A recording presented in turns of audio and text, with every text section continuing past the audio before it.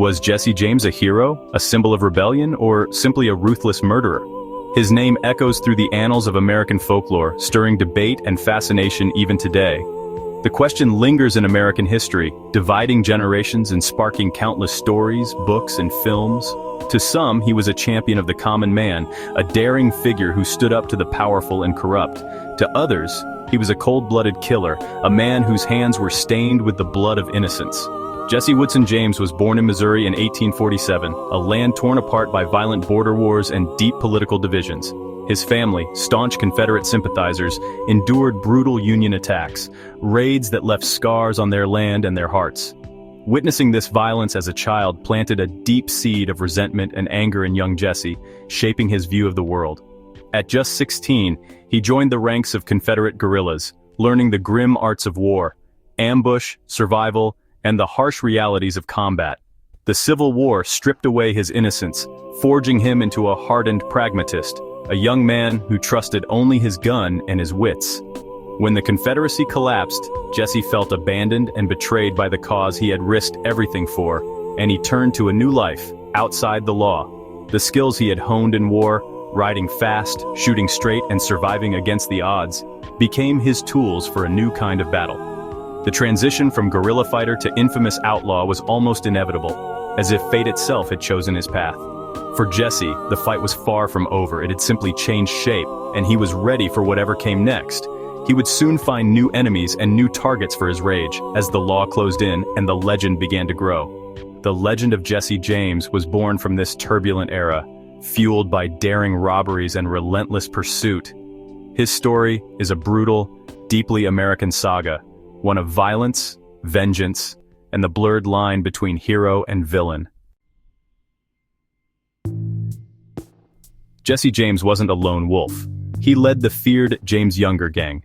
Comprised of brothers and war comrades, they were disciplined and merciless.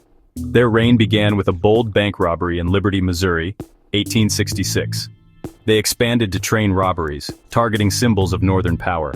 The Pinkerton Agency hunted them, becoming sworn enemies. A botched raid on Jesse's family deepened his hatred for authority. This fueled a bloody vendetta defining his criminal career. How did Jesse James, a notorious outlaw, become a celebrated hero in American folklore? What transformed him from a criminal into a legendary figure admired by so many? The press played a key role in shaping his image, turning real events into sensational stories that captured the public's imagination. John Newman Edwards, a passionate journalist, portrayed Jesse as a noble avenger in the Kansas City Times, painting him as a defender of the downtrodden. In these stories, Jesse was seen as a wronged Southerner, bravely fighting against corrupt banks and powerful railroads, standing up for ordinary people. The myth of Jesse as a Robin Hood figure was incredibly powerful, even though it was mostly a fabrication designed to sell papers and books. Dime novels and sensational stories exaggerated his exploits, turning him into a larger-than-life character and cementing his legend for generations. Over time, he became a true cultural icon, a symbol of rebellion and adventure, a hero in the American imagination, celebrated in parades and popular culture. Yet, the truth of Jesse James's life was often overshadowed by the compelling myth, blurring the line between fact and fiction in the story of America's Robin Hood. By the 1880s, Jesse James was a hunted man. His name whispered in fear and awe across the American frontier. Lawmen and bounty hunters alike scoured the countryside, desperate to claim the reward for his capture, dead or alive. The James Younger gang, once the most feared outlaws in the West, was shattered after a disastrous robbery in Northfield, Minnesota. The failed heist left several gang members dead or captured, and Jesse was forced to flee, his world crumbling around him. Living under an alias, Jesse tried to rebuild his criminal enterprise from the shadows.